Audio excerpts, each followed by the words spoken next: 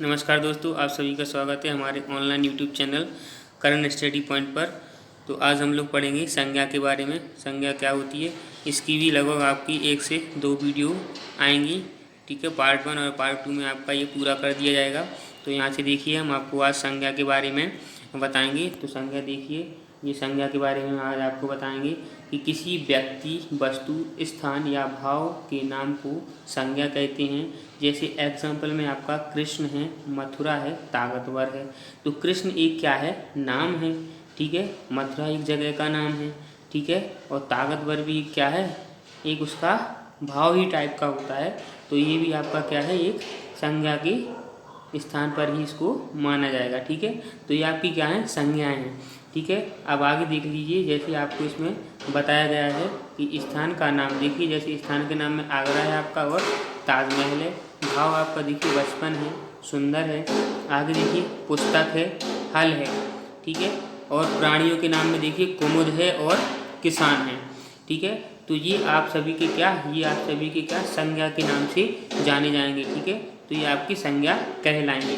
आगे देखिए, हम लोग पढ़ लेंगे संज्ञा के भेद के बारे में। ठीक है, तो यहाँ पे देखिए मेंशन हमने किया हुआ है कि संज्ञा के भेद। तो यहाँ पे देखिए संज्ञा के कितने, संज्ञा के 3 भेद होते हैं। सबसे पहले आपका है व्यक्तिवाचक संज्ञा, दूसरा जातिवाचक संज्ञा और तीसरा है आपका भाववाचक संज्ञा। ठीक है, तो संज्ञा के मुख्य 3 भेद होते हैं, मुख्यतः 3 भेद होते हैं। लेकिन आपको इंग्लिश में आपको बताया गया है कि इसके कितने 5 काइंड्स हैं। ठीक है, लेकिन इसमें हिंदी में जैसा कि आपको यहाँ पे मेंशन किया है कि इसके मुख्यतः 3 भेद ही होते हैं, व्यक्तिवाचक, जातिवाचक और भाववाचक। ठीक है, उसके बारे में हम आगे पढ़ेंगे जो इंग्लिश में होते हैं। ठीक है, पहले हम यहाँ पे देख लेंगे। ठीक है, तो सबसे पहले हम इसके बारे में पढ़ेंगे व्यक्तिवाचक संज्ञा के बारे में।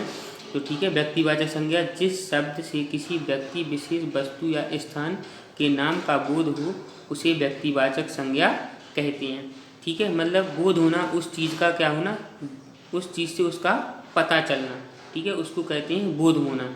ठीक है, जैसे राजेश, राजेश किसी का नाम है, गंगा किसी नदी का नाम है, सीमा किसी लड़की का नाम है, रामायण किसी पुस्तक का नाम है। ठीक है, गीता भी ऐसी किसी पुस्तक का नाम है। ठीक है, तो एक उसको क्या पर्टिकुलर नाम देना। ठीक है, पर्टिकुलर उसको उसका नाम होना चाहिए। ठीक है, उसका अगर एक पर्टिकुलर नेम होगा तो उसको हम किसमें, व्यक्तिवाचक संज्ञा में उसको रखेंगे। ठीक है, आगे देख लीजिए आप यहाँ पे जातिवाचक संज्ञा के बारे में। ठीक है, तो जातिवाचक संज्ञा किसको कहते हैं।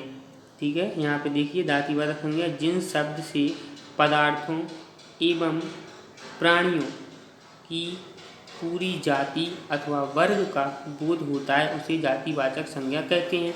जैसे पुस्तक है आपका, कलम है, नदी है, लड़का है, गाय है।